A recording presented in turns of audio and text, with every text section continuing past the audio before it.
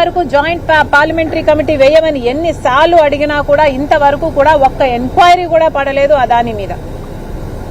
మోడీ గారి చేతిలోనే ఉన్నాయి సిబిఐ, ఈడీ ఇవన్నీ కూడా. కానీ ఈ దర్యాప్తు సంస్థలు ఎక్కడా ఏవి బయట పెట్టలేదు. మన వాళ్ళు కనుక్కోలేనిది, మన సిబిఐ, మన ఈడీ కనుక్కోలేనిది ఎక్కడో అమెరికాలో ఎఫ్బిఐలో వాళ్ళు మన రాష్ట్రంలో మన దేశంలో అవినీతి జరిగింది అని వాళ్ళు బయట పెట్టారు అంటే ఎంత సిగ్గుచేటు.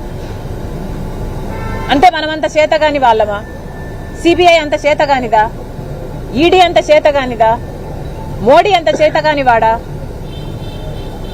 వీటికి సమాధానం చెప్పాల్సి ఉంటుంది. ఇప్పుడు చంద్రబాబు గారు ఇక్కడ ముఖ్యమంత్రిగా ఉన్నారు.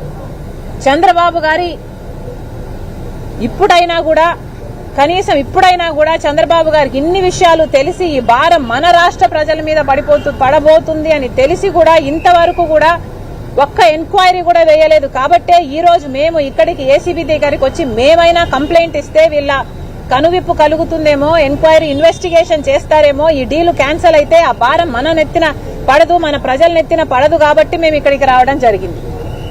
కానీ నిజంగానే ఏసీబీకి ఆ స్వేచ్ఛ ఉందా? లేకపోతే ఏసీబీ ఏమైనా ఇలా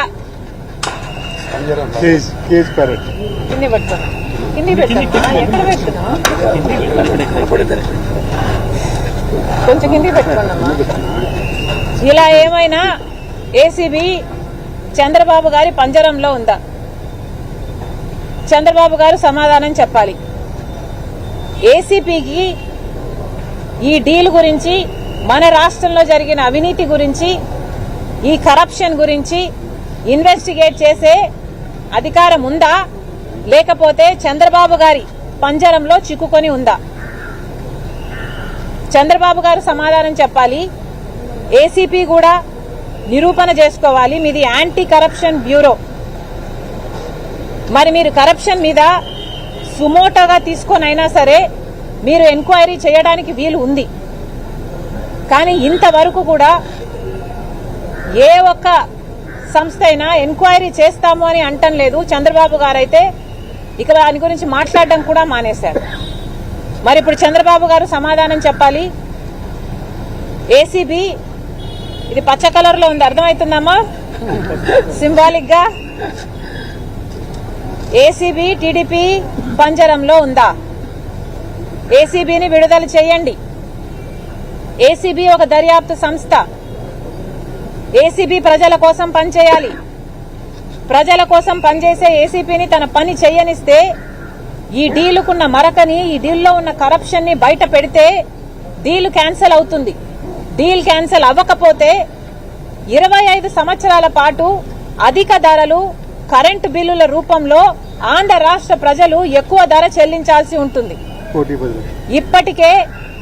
ఇప్పటికే చంద్రబాబు గారు ముఖ్యమంత్రి అయ్యారు, 6 నెలలు అయింది. ఈ 6 నెలల్లోనే చంద్రబాబు గారు ఈ నెల నుంచి ఎలక్ట్రిసిటీ ఛార్జీలు పెంచారు. ఇప్పటికే ప్రతి ఇంటి మీద 30% ఎలక్ట్రిసిటీ ఛార్జీలు అదనంగా కట్టాల్సి ఉంటుంది. ఈ భారం ఏం సరిపోదు అన్నట్టు మళ్లీ ఈ కొత్త డీల్, అదానీ డీల్లో మళ్లీ ఈ భారం మళ్లీ ప్రజల మీదనే పడబోతుంది. దాదాపు 1,50,000 కోట్ల రూపాయలు ఆంధ్ర రాష్ట్ర ప్రజల నెత్తిన మీద మోపబోతున్నారా? చంద్రబాబు గారు సమాధానం చెప్పాలి.